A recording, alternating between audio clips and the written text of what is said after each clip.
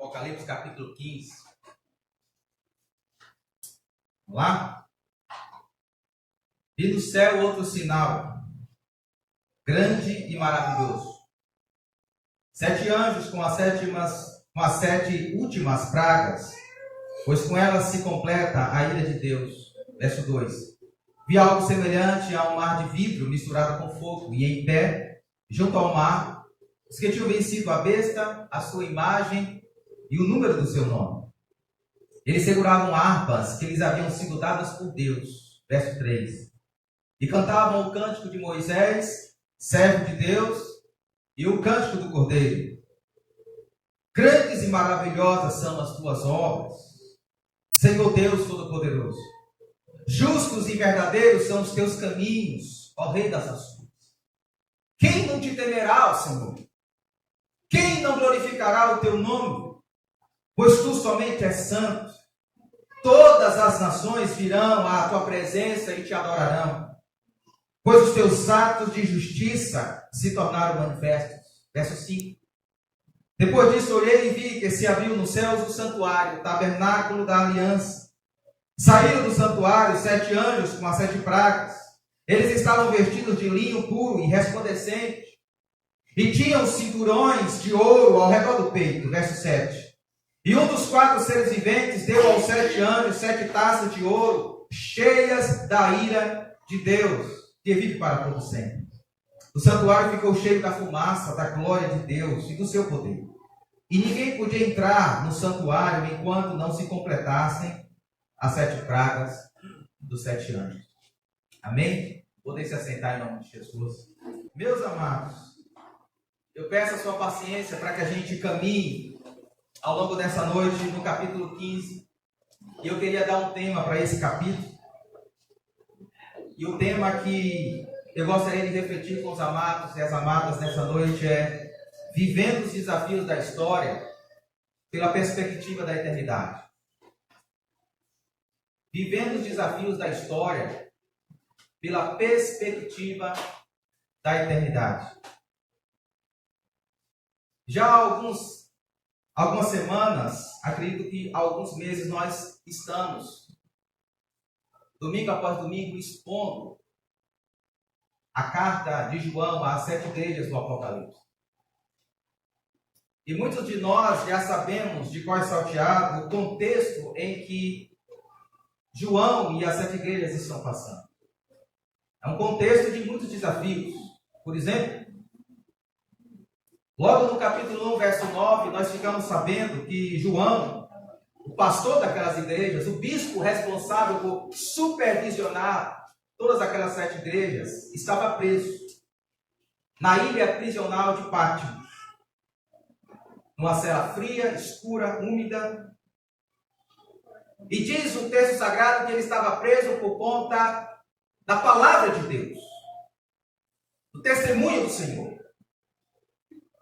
João então começa a escrever as suas igrejas, e a primeira igreja é a igreja de Éfeso, e a gente fica sabendo lá no capítulo 1, no capítulo 2, de versos 1 a 7, que aquela igreja era uma igreja ativa, perseverante diante dos sofrimentos, mas que estava fria espiritualmente. E Jesus dava ordem para que ela voltasse ao primeiro amor.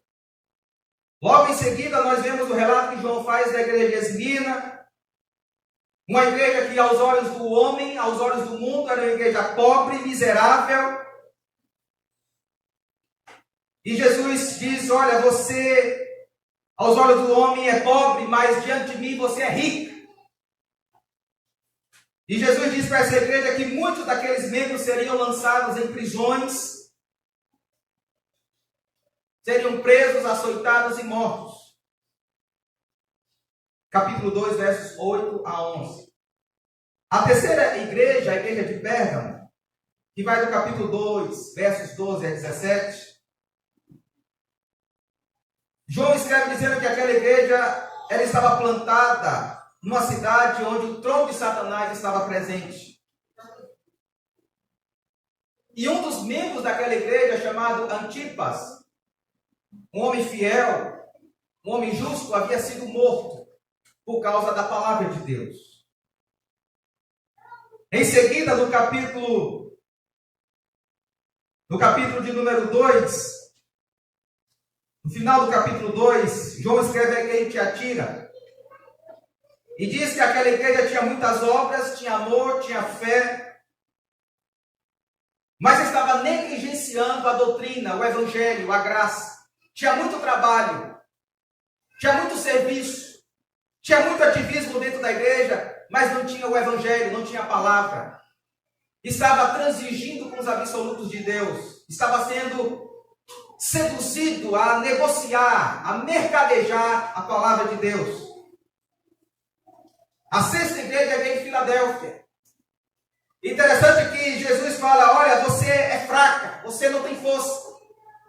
E eu coloquei diante de você uma porta oportuna, e você não tem força. Mas eu quero te dizer que a porta que eu abro, ninguém pode fechar, e a porta que eu fecho, ninguém pode abrir. E Jesus garante da força àquela igreja e diz que aqueles irmãos seriam perseguidos. Teriam oportunidade, mas teriam que enfrentar a animosidade da sociedade. E a última carta, ou melhor, a última igreja, a igreja de Laodiceia, era uma igreja insensível, orgulhosa e autossuficiente espiritualmente falando. Aos olhos de Deus era miserável, era pobre, era cega e nua. Uma igreja que se fechou para si mesmo e colocou Jesus do lado de fora. E Jesus tem que bater na porta e dizer: deixa eu entrar na igreja, deixa eu entrar nesse culto. Deixa eu fazer parte. E a igreja fala: não, aqui o senhor não pode fazer parte. Era autossuficiente. Essas 7 igrejas, com problemas diferentes, com desafios diferentes, com dificuldades diferentes, é para essas igrejas que João escreve a igreja do Apocalipse numa perspectiva pastoral, irmão. E se você parar para perceber, no final de cada relato da igreja, Jesus diz o seguinte: ao vencedor, e ele diz o que vai dar para aquela igreja. Em todas essas igrejas há um desafio de Jesus para que elas vençam, para que elas perseverem, para que elas passem pelas ardiduras da vida, confiando em Deus, confiando na presença de Deus, confiando no poder de Deus, se curvando, se prostrando diante desse Deus, diante da dificuldade, diante dos desafios da história. E aí nós chegamos ao capítulo 15. E se você parar para pensar, o versículo 1 do capítulo 15, como é que João começa? O versículo de número 1. João diz o seguinte: vi no céu outro sinal, grande e maravilhoso. A palavra sinal aqui usada por João é semeion. É uma palavra que significa ou traz a ideia de uma realidade que serve para chamar a atenção de alguém. Quando você está dirigindo com o seu carro, de repente tem uma placa de sinalização. Aquela placa não é um fim em si mesmo. Aquela placa está dizendo que na frente há um perigo, que você tem que prestar atenção nela, porque na frente você tem que ter uma reação no volante. Esse sinal mostrado para João é para chamar a igreja que está na história de algo que vai acontecer, para que ela se prepare, para que ela esteja atenta. As cortinas da eternidade são abertas diante de João, para que João perceba e assim escreva para a igreja o que Deus está para fazer na dimensão da eternidade. E João diz que esse sinal é o quê? Ele é grande e ele é maravilhoso. Se você parar para pensar no verso 3 do capítulo 15, esses dois adjetivos, grande e maravilhoso, são colocados para as obras de Deus. As obras de Deus, olha só o cântico que as almas martirizadas cantam, eles cantam: grandes e maravilhosas são as tuas obras. O que é grande e maravilhoso são as obras de Deus. Então, o sinal que é aberto para João é mostrando para João, é mostrando para a igreja o que é que Deus está fazendo, o que é que Deus está agindo. Na dimensão da eternidade, o que é que Deus vai fazer? E aí o texto diz versículo de número 1, João vê 7 anjos com as 7 últimas pragas, pois com elas se completa a ira de Deus. Deus abre as cortinas da eternidade para mostrar a João que ele está agindo na história, que ele está fazendo alguma coisa, que ele está movimentando os tabuleiros para fazer algo em favor da sua igreja.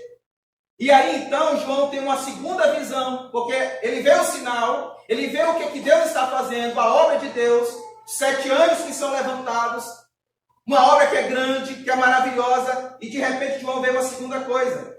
Verso de número 2. Ele diz que vê algo semelhante ao mar de vidro misturado com fogo, e em pé junto ao mar, os que tinham vencido a besta. Quem é que João vê nesse mar? Os que tinham vencido a besta, a sua imagem e o número do seu nome. Percebam, irmãos, João está tendo a visão da eternidade, e ele foi chamado pelo sinal grande e maravilhoso, daquilo que Deus está preparando para fazer na história. Os planos de Deus da eternidade que ele está preparando para fazer na história. E ao mesmo tempo ele vê pessoas junto ao mar. Se você ler depois Apocalipse capítulo 4, verso 6, você vai perceber que esse mar de vidro ficava diante do trono de Deus. João está tendo a visão do trono de Deus. E diante do trono de Deus, João vê pessoas que foram martirizadas. Que venceram, diz o texto, venceram quem? A besta, a imagem, a sua imagem e o número do seu nome. Ou seja, são pessoas que passaram pela grande tribulação. São pessoas que passaram pelo momento mais crítico da história, pela grande tribulação. Esse período histórico, Jesus havia dito em Mateus capítulo 24, 21, Jesus diz o seguinte: porque haverá então grande tribulação, como nunca houve desde o princípio do mundo até agora, nem jamais haverá. A grande tribulação é um período histórico tão terrível que não tem precedentes. Nenhum período da história pode ser comparado àquele momento da grande tribulação. Não houve nenhum período que veio antes da grande tribulação que seja pior do que ele, e nem depois. Vai ser o período mais crítico, mais terrível da história. E o texto está dizendo que uma parte da igreja, que almas que foram martirizadas, que as mulheres passaram pela grande tribulação. E João está tendo essa visão como um pastor, dizendo o seguinte: olha o que Deus está fazendo. Deus está fazendo uma grande obra. Deus está preparando para fazer uma grande obra. E mais, pessoas morreram, pessoas perderam suas vidas, mas não negaram o seu nome. Olha o final dessas pessoas. Essas pessoas estão diante do trono de Deus. Essas pessoas venceram o anticristo. Essas pessoas venceram a sua imagem, o seu nome. Essas pessoas venceram. Não negaram o evangelho, elas venceram. Irmãos, aqui eu faço uma pergunta: por que João está tendo essa visão? Por que Jesus dá essa visão para João? Jesus não dá essa visão para João ficar especulando. Jesus dá essa visão para João como um propósito pastoral, para João confortar uma igreja que está sofrendo lá. E João quer preparar a igreja para enfrentar os desafios na história, não olhando para a história, não com a perspectiva humana, não com a perspectiva do mundo, mas viver os desafios da história, os piores desafios da história, na perspectiva da eternidade, na perspectiva de Deus, na perspectiva do que Deus está fazendo.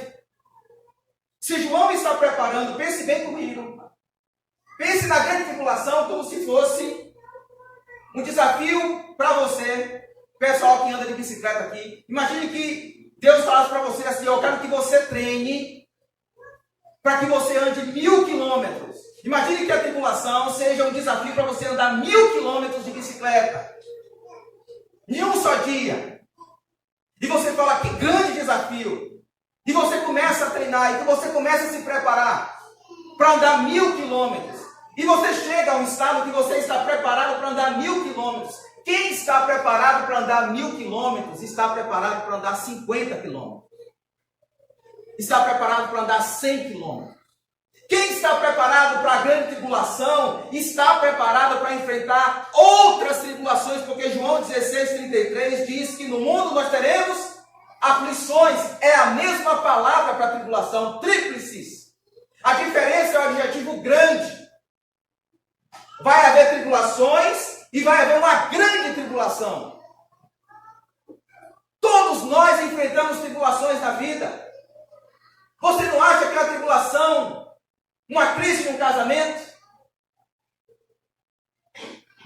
Você não acha que é uma tribulação a pessoa enfrentar uma traição num casamento? Uma enfermidade? Um divórcio? Você não acha que é uma tribulação uma pessoa enfrentar a enfermidade de um filho? Uma enfermidade incurável? Você não acha que é uma tribulação a pessoa enfrentar a luta de perder o emprego? São tríplices, são tribulações, são aflições que eu e você nós estamos suscetíveis. E Deus abre as cortinas da eternidade para mostrar para João, para mostrar para a igreja do Apocalipse, que nós temos que enfrentar as tribulações da vida, os desafios da vida, na perspectiva da eternidade. Porque na eternidade, Deus está agindo. Deus tem uma grande, maravilhosa obra. E mais, pessoas que não negam o seu nome, pessoas que não negam o evangelho, pessoas que passam pelas tribulações, pessoas aqui que passaram pela grande tribulação, o período mais crítico da história, elas venceram porque elas não negaram a palavra de Deus. E isso é uma lição para cada um de nós. Diante desse contexto, o propósito de Jesus Cristo é levar a sua igreja a encarar os desafios da história pela perspectiva da eternidade, percebendo que Deus está agindo nos bastidores da história, para trazer justiça e ordem. Qual deve ser então a resposta da igreja que está na história? Qual deve ser então a resposta nossa aqui hoje, diante de Apocalipse capítulo 15? Pelo menos duas. E eu gostaria que você, com a sua Bíblia aberta, pensasse comigo nessas duas respostas. A primeira, João, usado por Deus, ele deseja que a igreja seja conduzida. A igreja deve ser conduzida a descansar no caráter e nos planos de Deus. Qual é a primeira resposta diante dessa visão de Apocalipse capítulo 15 que eu e você temos que ter? Descansarmos em quem Deus é e no que Ele está fazendo. Se não, vejamos versículos 1, depois você pula comigo para o 5 e vai até o 8. Diz o texto sagrado: vi no céu outro sinal grande e maravilhoso, 7 anjos com as 7 últimas pragas, pois com ela se completa a ira de Deus. Agora vai comigo para o verso 5, por gentileza.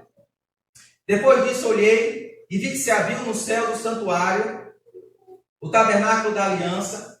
Saíram do santuário 7 anjos com as 7 pragas. Eles estavam vestidos de linho puro e resplandecente, e tinham um cinturão de ouro ao redor do peito. E um dos 4 seres viventes deu aos 7 anjos 7 taças de ouro, cheias da ira de Deus, que vive para todo sempre. O santuário ficou cheio da fumaça da glória de Deus e do seu poder. E ninguém podia entrar no santuário enquanto não se completasse as 7 pragas dos 7 anjos. Qual é a primeira resposta que eu e você temos que ter diante dos desafios da história, encarados pela perspectiva da eternidade? Eu repito, precisamos descansar em quem Deus é e no que Ele está fazendo. Como é que esse texto nos ensina isso, pastor? Perceba comigo que depois que Deus mostra para João o grande sinal grande e maravilhoso, Jesus ele tenta convidar não somente João, mas também a igreja, o Apocalipse, e nós hoje também. Deus está nos convidando hoje para prestarmos atenção. O grande sinal é Deus nos chamando a atenção. Ei, preste atenção no que eu estou fazendo. Preste atenção no que eu, Deus, estou preparando para fazer. É Deus chamando a atenção da igreja de que Ele está fazendo algo e que nós precisamos descansar naquilo que Deus está fazendo. Nós não sabemos o quando. Perceba, aqueles irmãos receberam essa carta no ano 90 do primeiro século. Já são quase 2000 anos depois dessa carta. E a grande tribulação ainda não aconteceu. A gente não sabe o quando isso vai acontecer. A gente não sabe o como isso vai acontecer. Não importa. Nós somos desafiados a descansarmos em quem Deus é e no que Ele está fazendo. E o que é que Deus está fazendo? Primeiro subtópico aí para a gente pensar. Primeiro, somos conduzidos a descansar no fato de que Deus não está indiferente aos desafios da sua igreja. Nós somos conduzidos a descansar no fato de que Deus não está indiferente aos nossos sofrimentos, aos nossos desafios. Se não vejamos, veja comigo com detalhe aí, o verso 1. Como é que começa o verso 1? Vi aonde? No céu. Vi no céu outro sinal grande e maravilhoso. O que é que João vê no céu? Qual é o sinal? Qual é a visão? Qual é a imagem que João tem lá na glória, na eternidade? Ele diz 7 anos. Grave bem essa expressão, 7 anos. Vai lá comigo agora para o verso 6. Saindo do santuário, o quê? Verso 6. Saindo do santuário, 7 anjos. Esses anjos, continua o texto, eles estavam vestidos de linho puro e resplandecente, ou seja, são anjos de Deus. São anjos sagrados, consagrados por Deus. Verso 7. E um dos 4 seres viventes, que são seres celestiais também, deu ao quê? Deu aos 7 anjos taças. Deu aos 7 anjos. Perceba. Aqui eu já contei 3 vezes em que a expressão 7 anjos aparece no texto. João está repetindo, João está batendo nessa tecla, 7 anjos, eu estou vendo 7 anjos, eles estão recebendo ordem, eles estão recebendo taças. Vai comigo no verso 8 agora. E ninguém podia entrar no santuário enquanto não se completasse as 7 pragas dos 7 anjos. Gente, João aqui, ele está escrevendo em pergaminho. Naquela época não tinha caneta Bic, naquela época não tinha computador. A pessoa não podia desperdiçar tinta. Se ele está repetindo palavras, é porque ele quer dar ênfase a uma realidade. E a ênfase que João quer dar aqui é nos anjos. João vê um movimento diante do trono de Deus. Ele vê anjos. Anjos recebendo ordens. Anjos recebendo taças. Anjos recebendo diretrizes.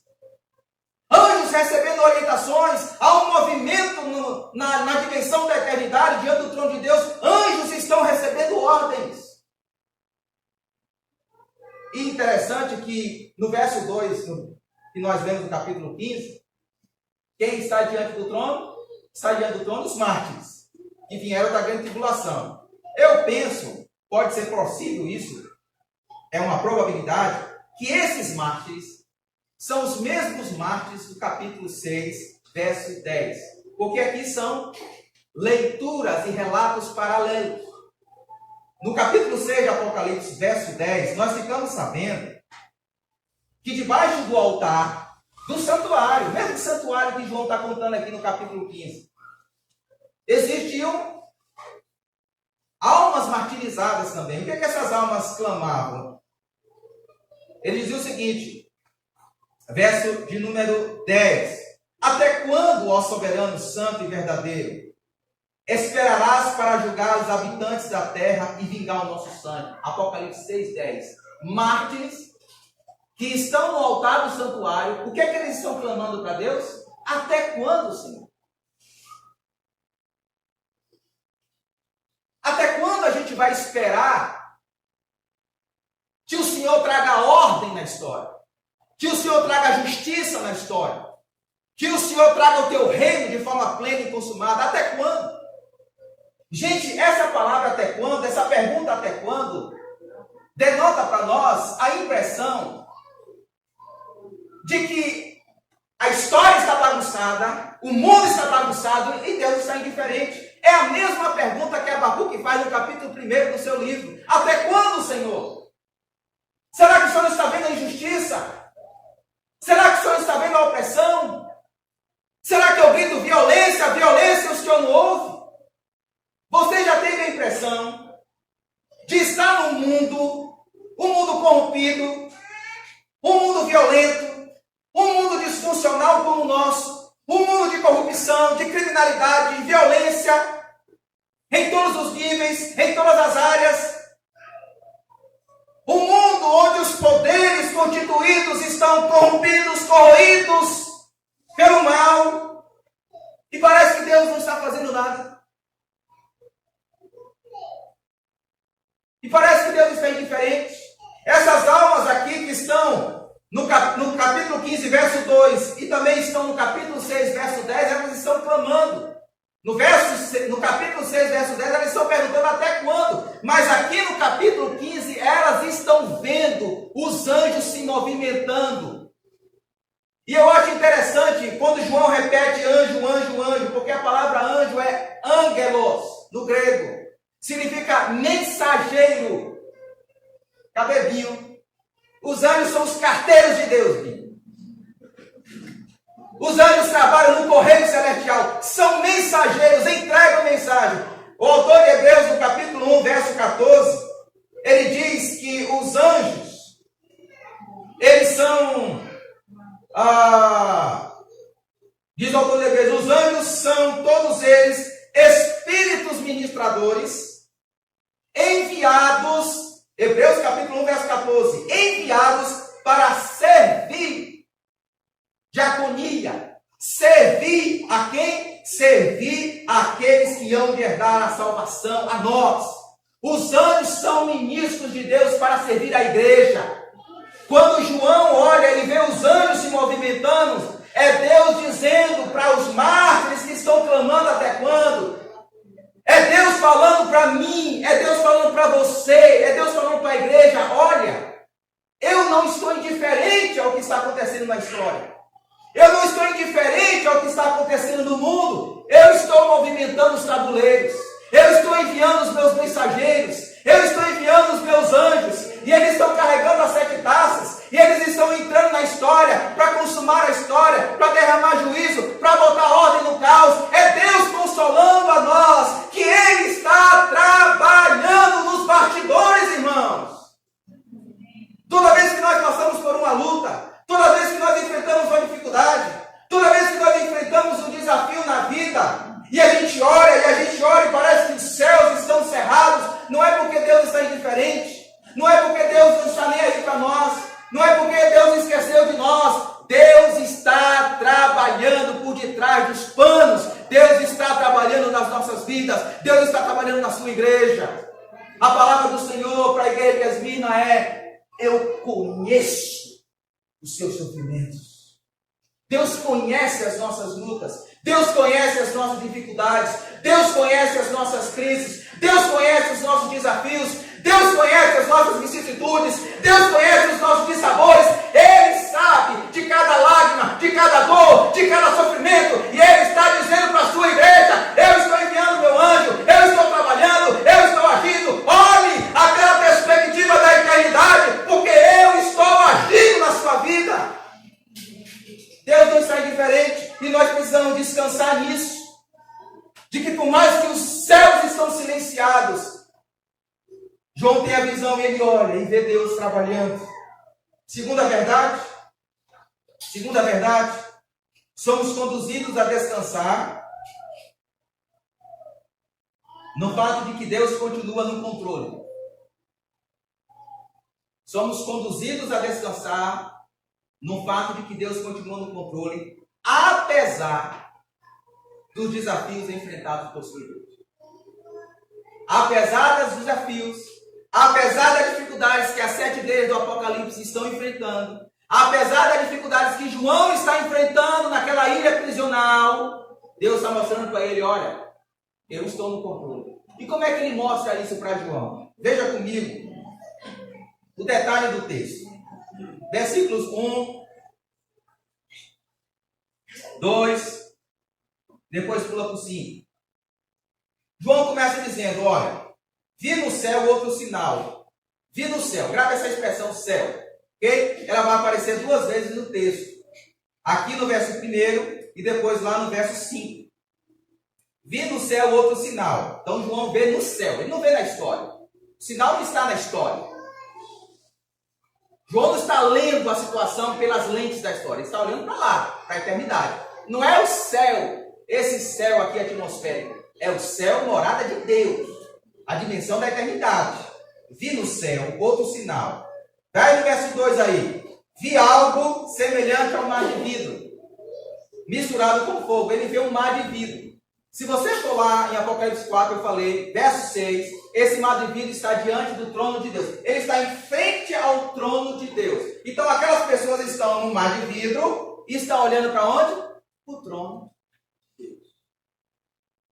Então, João está tendo a visão do céu, e ele fala isso por 2 vezes, versos 1 e 5. João está tendo uma visão do trono de Deus, porque ele está vendo o mar de vidro, e mais. Vai lá comigo no verso 5. Depois disso olhei e vi que se abriu nos céus, o quê? Santuário. Vou chamar a atenção dessa palavra com os irmãos. O santuário, o tabernáculo da aliança. Verso 6. Saíram do santuário, mais uma vez ele repete a palavra santuário. E eu vou explicar que palavra é essa. Saíram do santuário os 7 anjos. Verso 8 agora, vai lá comigo. O santuário, 3 vezes ele repete a mesma palavra santuário. O santuário ficou cheio da fumaça da glória de Deus e do seu poder. E ninguém podia entrar onde? No santuário. 4 vezes João usa a palavra santuário. 2 vezes ele usa a palavra céu. 1 vez ele usa a expressão mar de vidro para se referir a um ambiente que está diante do trono de Deus. E por 1 vez ele usa a palavra tabernáculo da aliança. Então, quando João está descrevendo, pensa bem comigo, irmão. João está tendo uma visão, as cortinas da eternidade se abrindo para ele. O que ele quer? E o que ele está escrevendo? Ele está descrevendo o ambiente. Qual é o ambiente em que eu recebi essa visão? Qual é o ambiente em que os anjos estão recebendo as taças? Recebendo ordens? Qual é esse ambiente? João fala, é o céu. É o trono de Deus. É o santuário. E a palavra santuário aqui, a palavra santuário é a palavra naos. Naos pode ter vários significados. Templo.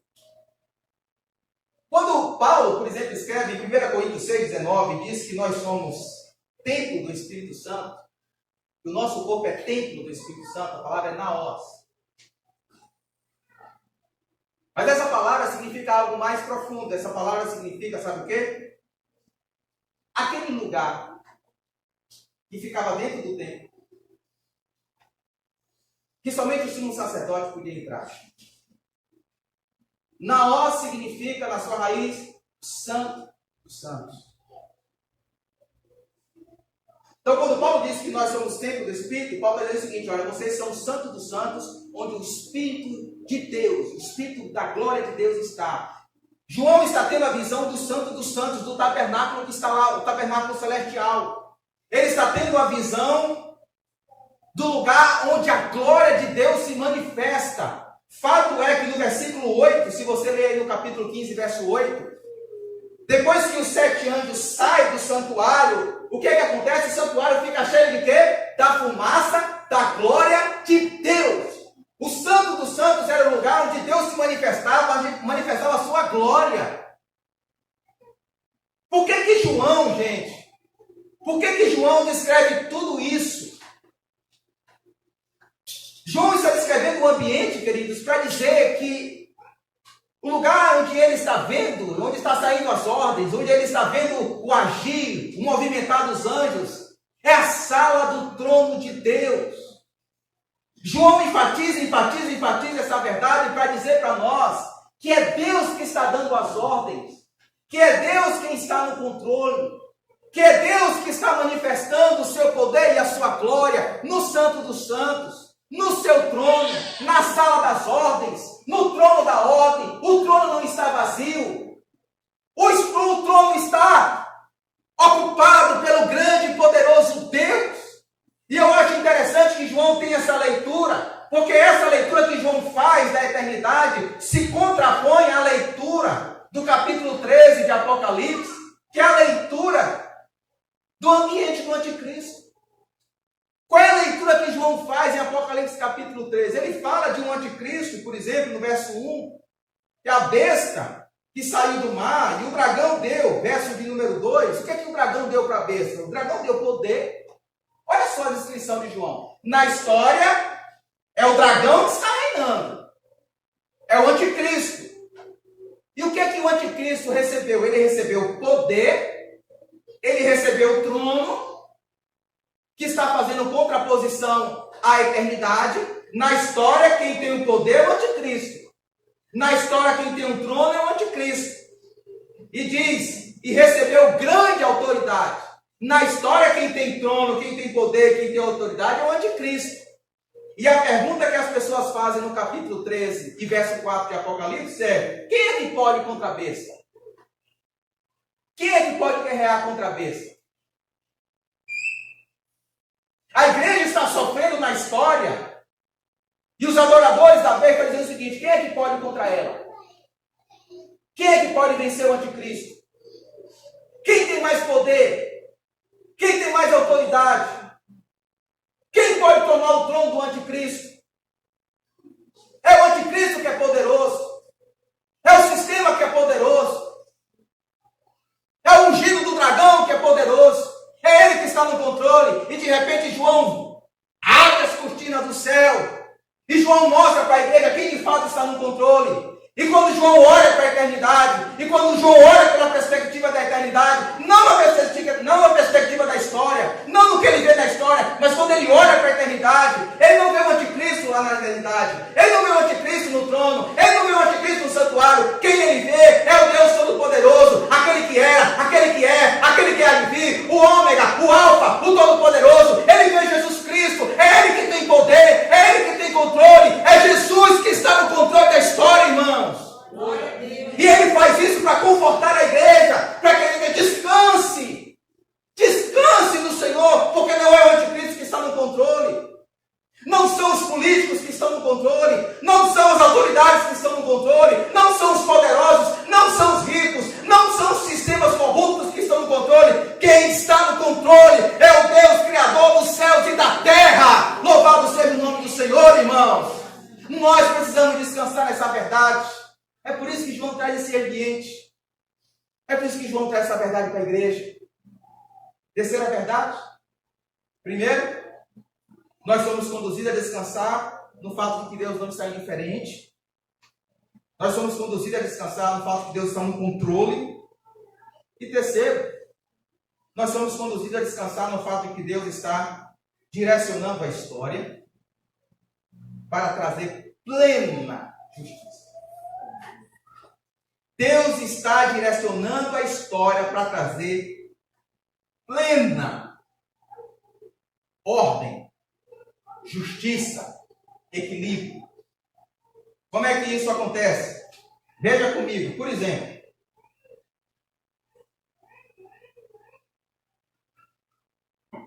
Pastor Davi, nós também ao longo desses domingos sempre falamos que o livro de Apocalipse é um relato paralelo da mesma história. É a mesma história contada de modo diferente, com detalhes diferentes. Então o livro de Apocalipse ele é dividido em 7 sessões. Até aqui, o capítulo 15 está abrindo a 5ª sessão. E se você parar para pensar comigo, a primeira sessão vai do capítulo 1 ao capítulo 3, que são as 7 igrejas. E logo no início da primeira sessão é dito Jesus dizendo: olha, eis que ele vem com as nuvens e todo o olho verá, até mesmo aqueles que o traspassaram, e todos os povos da terra se lamentarão por causa dele. Logo no começo ele está dizendo: olha, eu estou chegando. E eu estou chegando para consumar o meu reino, para trazer ordem. Logo na primeira sessão, Jesus está dizendo, olha, eu vou voltar para trazer ordem. Eu vou voltar para terminar aquilo que eu comecei. Na segunda sessão, que é a sessão dos 7 selos, que vai do capítulo 4 ao capítulo 7, nós falamos, eu tive a oportunidade de trabalhar esse texto com os irmãos, lá no verso, a partir do verso 17, os poderosos, eles se lamentam diante do dia da grande ira do Cordeiro, e eles clamam dizendo, caiam sobre nós e esconda-nos da face daquele que está sentado no trono e da ira do Cordeiro, pois chegou o grande dia da ira deles, e quem poderá suportar? Ou seja, na primeira sessão e na segunda sessão, duas promessas de que Deus vai terminar aquilo que ele começou, de que o reino está chegando. Na terceira sessão, que é a sessão das 7 trombetas, que vai do capítulo 8 ao capítulo 11, também é prometido, dizendo que Cristo, o texto diz assim, chegou o tempo de julgares os mortos, de recompensares os teus servos, os profetas, os teus santos e os que temem o teu nome, tanto pequenos como grandes, e de destruir os que destroem a terra. O dia chegou. O dia do juízo chegou. O dia de trazer justiça chegou. Perceba que João está contando a mesma história com o mesmo final. Ele está repetindo. Capítulo 1 ao capítulo 3 ele conta a história. Capítulo 4 ao capítulo 7 ele conta a mesma história. Capítulo 8 ao capítulo 11 ele conta a mesma história. Capítulo de número 10, ou melhor, capítulo de número 12 ao capítulo de número 14, que nós terminamos semana passada, ele conta a mesma história. Como é que termina o capítulo 14? O capítulo 14 termina com Deus trazendo juízo.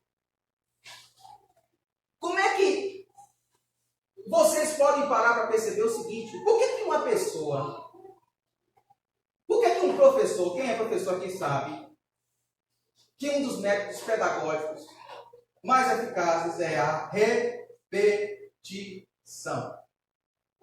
Você já parou para pensar por que João está contando a mesma história 7 vezes? Por que ele está contando a mesma história? Com o mesmo final, usando de palavras sinônimas, usando de imagens paralelas. Por que ele está contando a mesma história, irmãos? Para que a história fique aonde? Aqui, ó. Para que quando aqueles irmãos estivessem enfrentando os desafios da vida, eles entendessem que não. Opa! A história está aqui. Deus vai trazer juízo, Deus vai trazer a justiça. E o capítulo 15 é mais uma vez, é a quinta sessão, e mais uma vez é Deus prometendo isso com as 7 pragas, as 7 taças da ira de Deus.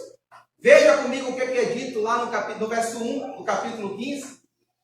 Vi no céu outro sinal grande e maravilhoso, 7 anjos com as 7 últimas, grave essa palavra aí, últimas pragas, pois com ela se completa, grave essa palavra também, pois com ela se completa a ira de Deus.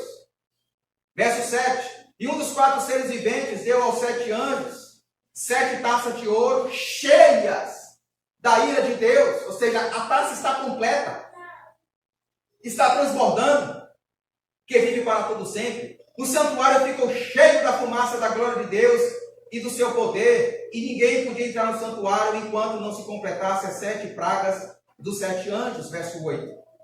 Eu chamo a sua atenção para as 2 palavras que eu destaquei: últimas pragas e completa a ira de Deus. A palavra última aí é escatos. Da onde vem a nossa palavra escatologia, o estudo das últimas coisas. Deus está dizendo o seguinte: essas são as últimas pragas. Meus últimos manifestar da ira. Por que Deus fala que são as últimas? Porque Deus não tem mais? Deus não tem mais munição para atacar o anticristo? Será que a munição de Deus acabou? Deus está dizendo o seguinte: não, são as últimas, porque elas serão suficientes para acabar com o poder e autoridade do dragão, do anticristo, do falso profeta e da grande Babilônia. São as pragas últimas de Deus. Não vai precisar mais. Não vai precisar mais de outras pragas. Deus não vai precisar mais manifestar sua ira. São as últimas munições de Deus para desbancar o império das trevas e trazer ordem. É isso que o texto está dizendo.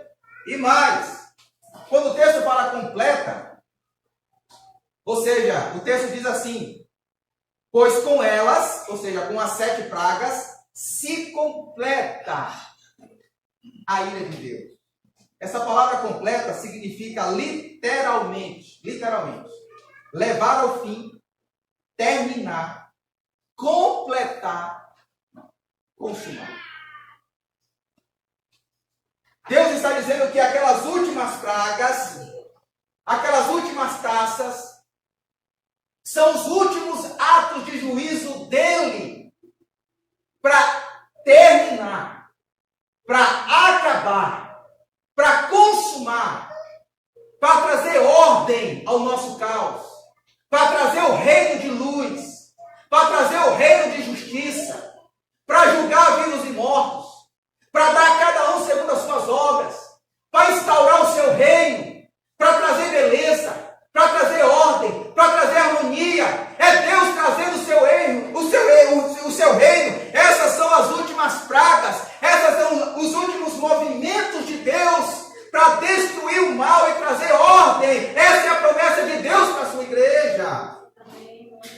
Ele está agindo e ele está agindo, a história está caminhando, gente, não como um barco à deriva. A história está sendo guiada por Deus, direcionada por Deus, está avançando para um fim. E sabe quem vai estar lá no fim?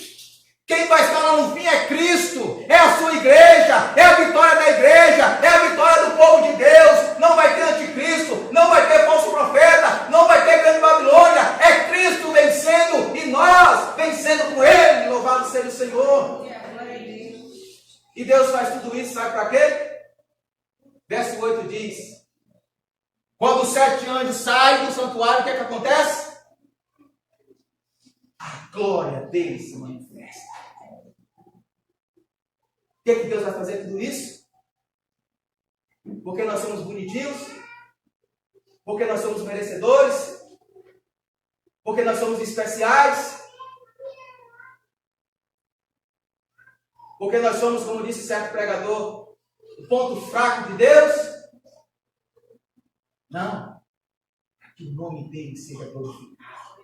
Para que o nome dele seja exaltado. Para que no reino dele tenha pessoas, cada pessoa alcançada pela graça. E naquele dia não vai ter ninguém para se gloriar, ninguém para dizer no peito, para bater no peito e dizer: não, eu estou aqui pelos meus méritos, eu estou aqui porque eu fui melhor, eu estou aqui porque eu sou mais forte. Não, todos nós naquele dia seremos instrumentos para glorificar o nome de Deus, e somente Deus será glorificado.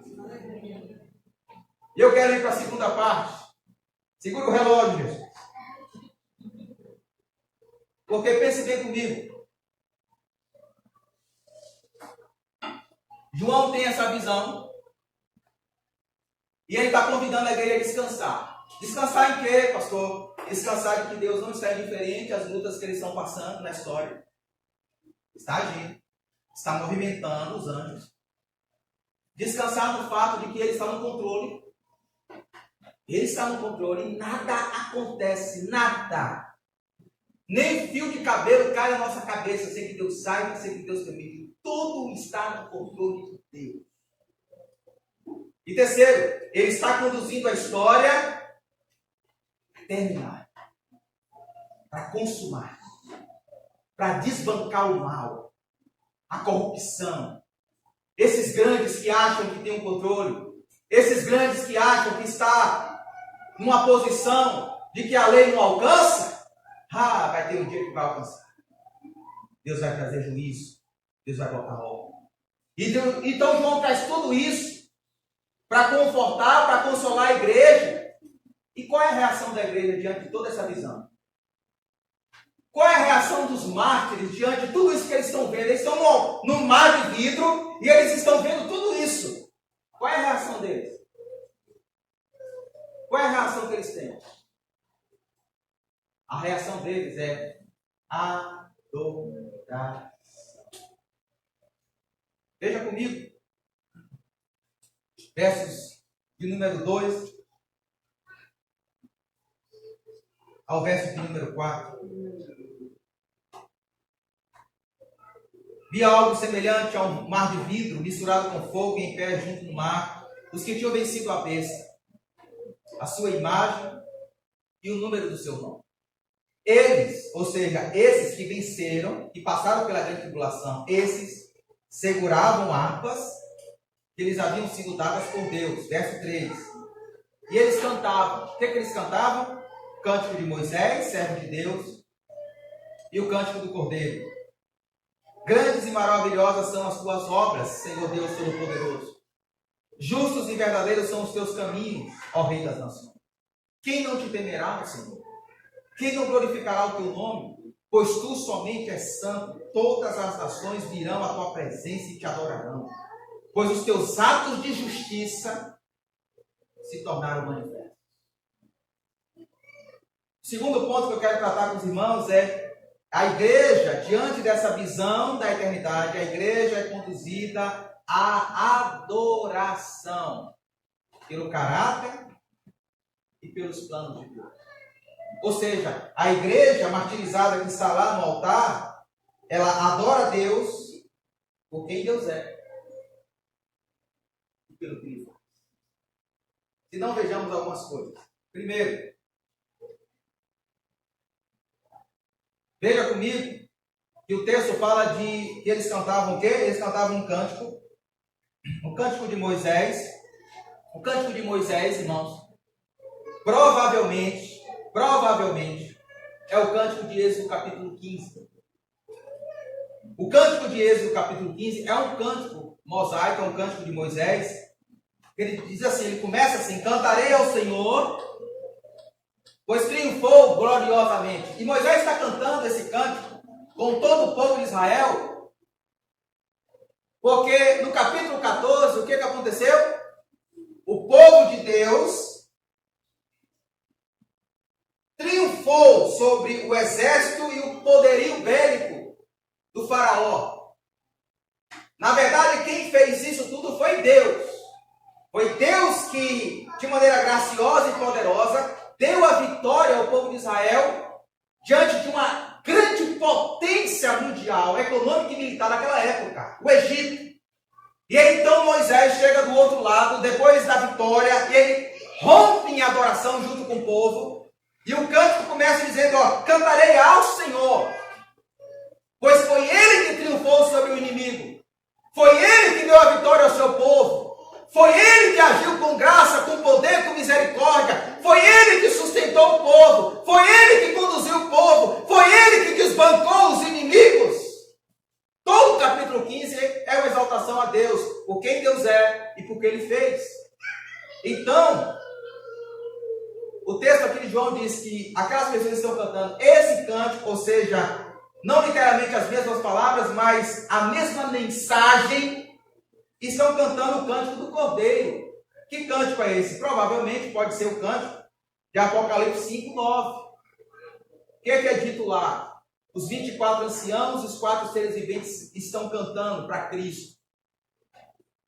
Tu és digno de receber o livro e de abrir os 7 selos e de abrir os seus selos, pois foste morto. E com teu sangue compraste para Deus gente de toda tribo, língua, povo e nação. Em outras palavras, esses 4 seres viventes e os 24 anciãos estão cantando a vitória de quem? De Cristo. Moisés está cantando a vitória de quem? A vitória do Senhor, a vitória de Deus. Os 4 seres viventes e os 24 anciãos em Apocalipse 5:9 está cantando o quê? A vitória de Cristo sobre o pecado, sobre o diabo e sobre a morte. É a vitória de Deus que é cantada. Por quem Deus é, pelo seu caráter, pela sua identidade, pelo seu ser, pela sua essência e pelas suas obras, pelo seu agir, pelos seus planos. Então, caminhe comigo para 3 princípios aqui desse cântico, e aí a gente segue. Primeiro, somos conduzidos a uma adoração que reconhece que os planos de Deus não são os planos da igreja. Os planos de Deus não são os planos da igreja. Veja comigo o verso de número 3. O teor desse cântico. Grandes e maravilhosas são as tuas obras, Senhor, Deus Todo-Poderoso. Justos e verdadeiros são os teus caminhos, ó Rei das Nações. Eu chamo a sua atenção, olhe bem para a sua Bíblia. Eu chamo a sua atenção para essa primeira estrofe, porque essa primeira estrofe são duas frases que são paralelas. Elas têm um substantivo e dois adjetivos. Qual é o substantivo da primeira frase? As obras. Obras é substantivo. As obras de Deus.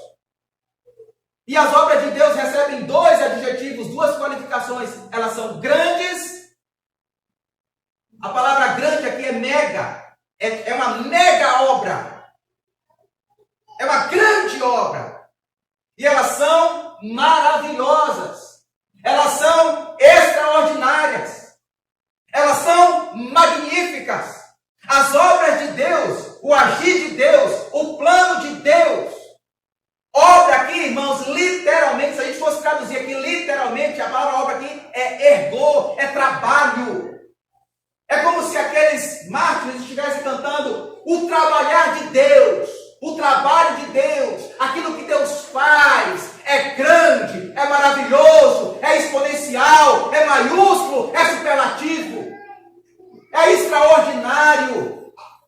A obra de Deus é grande, está exaltando a obra de Deus, os planos de Deus. Na segunda linha, uma linha paralela, diz o quê? Tem um substantivo também, qual é? Caminhos. Os caminhos de Deus estão em paralelo com as obras de Deus. Caminhos e obras são sinônimos para dizer uma mesma verdade. Os planos de Deus, aquilo que Deus faz, as obras e os caminhos. Os caminhos de Deus são o quê? São justos e verdadeiros. É como se aquelas pessoas estivessem cantando o seguinte: olha, aquilo que Deus faz, os seus planos é grande, é maravilhoso, é justo e é verdadeiro. Aquilo que Deus faz é grande, aquilo que Deus faz é maravilhoso, aquilo que Deus faz é justo e é verdadeiro. Está exaltando a obra de Deus. Agora perceba comigo o seguinte: aqueles irmãos, verso 2 diz isso. Aqueles irmãos estão vindo da onde? Da grande tribulação. Será que na hora que eles estavam na grande tribulação, e talvez, quem sabe, ele tivesse um marido que perdeu a sua esposa, martirizada pelo anticristo, porque ela não quis negar o nome de Cristo, o Evangelho. Será que para aquele marido, os caminhos de Deus, as obras de Deus são grandes? São maravilhosas? São justas? Será que quando, na grande tribulação, ele diz que vai sofrer tanto sofrimento de fome, que as pessoas vão comer comida de porcos, que as mães desejarão comer os seus próprios filhos?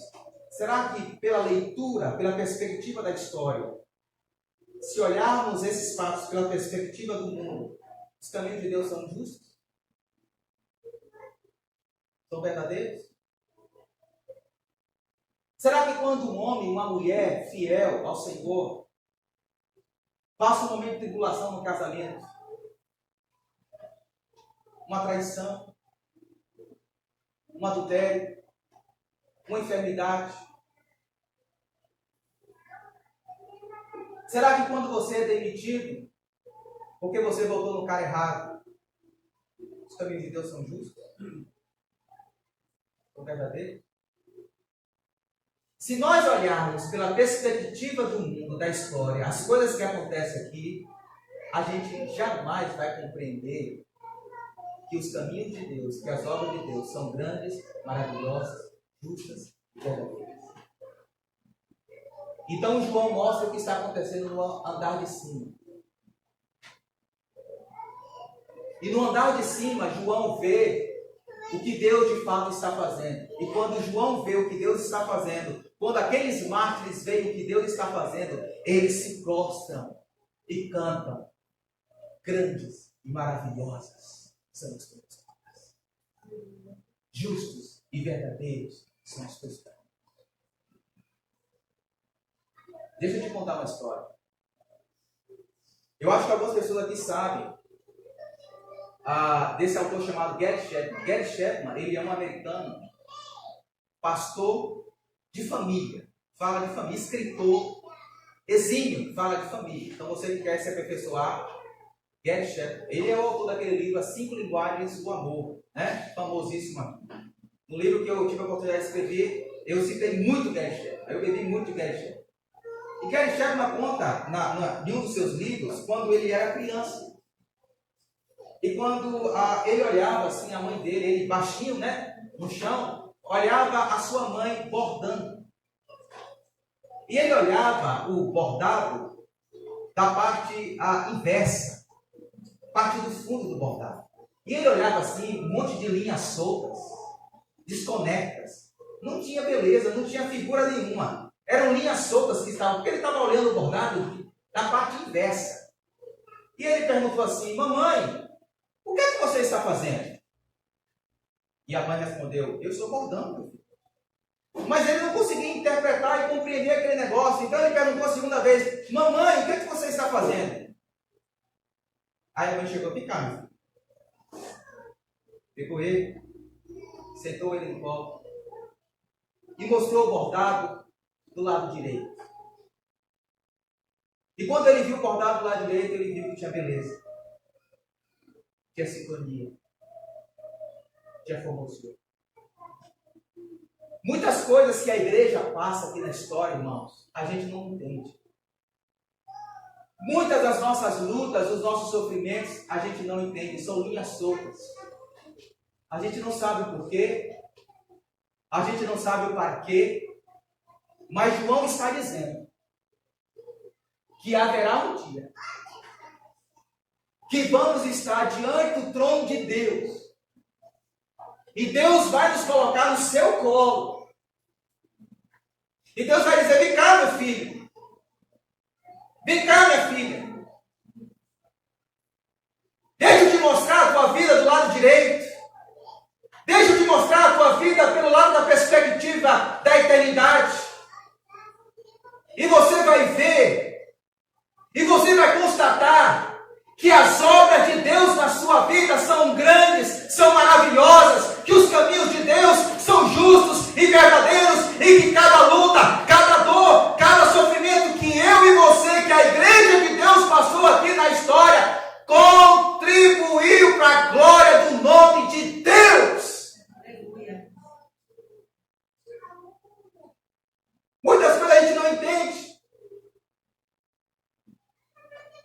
Mas haverá um dia que Deus vai fazer isso. E a gente vai romper em adoração. Grande e maravilhosa, justos e verdadeiros são as tuas obras, são os teus caminhos. Segundo, somos conduzidos a uma adoração que enaltece a excelência do caráter de Deus. Se por um lado aquelas pessoas estão cantando, exaltando a obra de Deus, aquilo que Deus faz, agora eles começam a exaltar quem Deus é. E o que é que eles falam de Deus? Quem é Deus para essas pessoas que estão diante do trono? Quem é Deus? Ele diz o seguinte, verso 3: grandes e maravilhosas são as tuas obras, Senhor Deus Todo-Poderoso. Justos e verdadeiros são os teus caminhos, ó Rei das nações. Caminhe comigo, verso 4. Quem não te temerá, ó Senhor? Quem não glorificará o teu nome? Pois tu somente és santo. Todas as nações virão à tua presença e te adorarão, pois os teus atos de justiça se tornaram manifestos. Quando nós encaramos, irmãos, os desafios da vida, os desafios da história, na perspectiva da eternidade, nós podemos não entender o que está acontecendo. Aquelas igrejas do Apocalipse estavam passando por desafios, dificuldades. Aqueles irmãos, aquelas almas que estavam diante do trono de Deus foram martirizadas. muitos deles não entenderam o que Deus está fazendo. Não conseguiram interpretar. A gente pode não entender o que está acontecendo conosco, mas nós podemos entender quem é Deus. Quem é o Deus que a gente adora? Quem é o Deus que a gente serve? E o texto diz que o Deus que a gente serve, Ele é Senhor. Verso 3 e verso 4. Ele é Senhor. E a palavra aqui é Kyrios, que a gente estudou aqui na escola dominical. Era uma palavra dada ao imperador. Somente o imperador é Kyrios. Somente o imperador é Senhor. Somente o imperador é soberano. Mas aquelas almas que estão diante do trono e que estão olhando as coisas na perspectiva da eternidade, diz não é Nero que é o Kyrios, não é Domiciano que é o Kyrios, não é o anticristo que é o Kyrios, não é o dragão que é o Kyrios, não é o falso profeta que é o Kyrios, é Jesus. Ele é o Senhor, Ele é o soberano, é Ele que está no controle, é Ele que deve ser exaltado. E mais, Ele é o Rei das nações, Ele é Rei, é Ele quem manda, é Ele que direciona, mas Ele é todo-poderoso, Ele é onipotente. Não tem nada nas nossas vidas que Deus não possa fazer, não tem nada na vida da igreja que Deus não possa realizar, não tem nada que pode impedir o agir de Deus, o agir do braço poderoso de Deus na vida do seu povo, na vida da sua igreja. Ele é todo-poderoso. Quem é que pode impedir esse Deus, gente? Quem é que pode competir com esse Deus? Na perspectiva da história, quem se acha poderoso é o anticristo. Se a gente ficar olhando somente aquilo que a gente consegue enxergar com os nossos olhos naturais e não perceber o que as Escrituras estão dizendo para nós, a gente vai pensar que são essas pessoas que estão no poder, que de fato têm o poder. Mas quando nós nos curvamos em adoração, nós somos convidados e desafiados por Deus a entender que quem tem o poder é Deus. Ele tem poder. E Ele é santo. Ele não está misturado com toda essa bagunça que nós estamos vivendo. Ele é santo. Eu quero terminar. Quero terminar com o último ponto que diz que somos conduzidos a uma adoração que confia que todas as coisas estão convergindo para Deus. Primeiro movimento, a gente adora a Deus pelo que Deus faz. Depois, por quem Deus é. E agora nós adoramos a Deus porque percebemos que todas as coisas estão sendo convergidas para Ele. Ele vai dominar sobre tudo. Veja comigo o verso de número 4. A última parte da canção. Quem não te temerá, Senhor? Quem não glorificará o teu nome? Pois tu somente és santo. Todas as nações virão à tua presença e te adorarão, pois os teus atos de justiça se manifestaram, se tornaram. Duas perguntas retóricas. Quem não te temerá, Senhor? Quem não te glorificará? Quem não vai exaltar o teu nome? A resposta é todos. O texto responde, todas as nações. Todas. Haverá um dia que Deus vai trazer o seu reino. E todas as nações vão temê-lo. Todas as nações vão adorá-lo. Nas palavras do apóstolo Paulo em Filipenses capítulo 2, versos 10 e 11, para que ao nome de Jesus se dobre todo joelho. Todo joelho vai se dobrar no céu, na terra e debaixo da terra. E toda língua confesse que Jesus Cristo, não o anticristo, não o dragão. Jesus Cristo é o Senhor, Jesus Cristo é o Quírios, Jesus Cristo é o soberano. Vai haver um dia que todo joelho vai se dobrar. Vai haver um dia que toda língua vai confessar. Vai haver um dia que todo mundo vai temer. Vai haver um dia que todo mundo vai se prostrar diante da majestade de Cristo. Porque foi para isso que ele entrou na história, para ser rei e colocar todas as coisas debaixo dos seus pés. Louvado seja o nome do Senhor.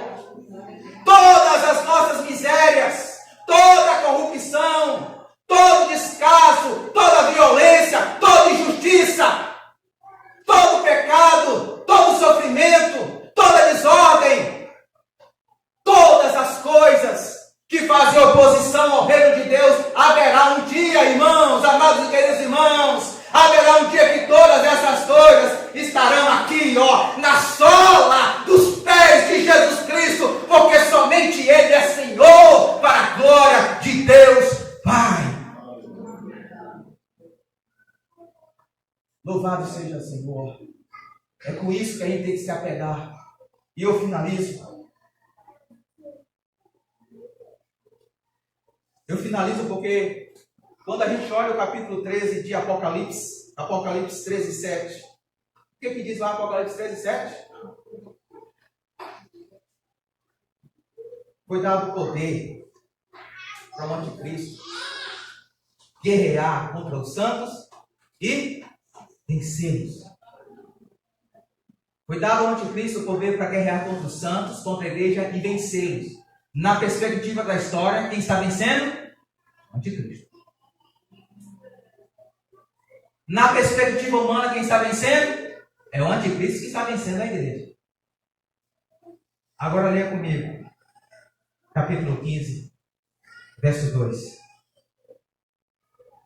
Diante do trono de Deus, a quem? Pessoas que tinham o quê? Vencido. Vencido quem?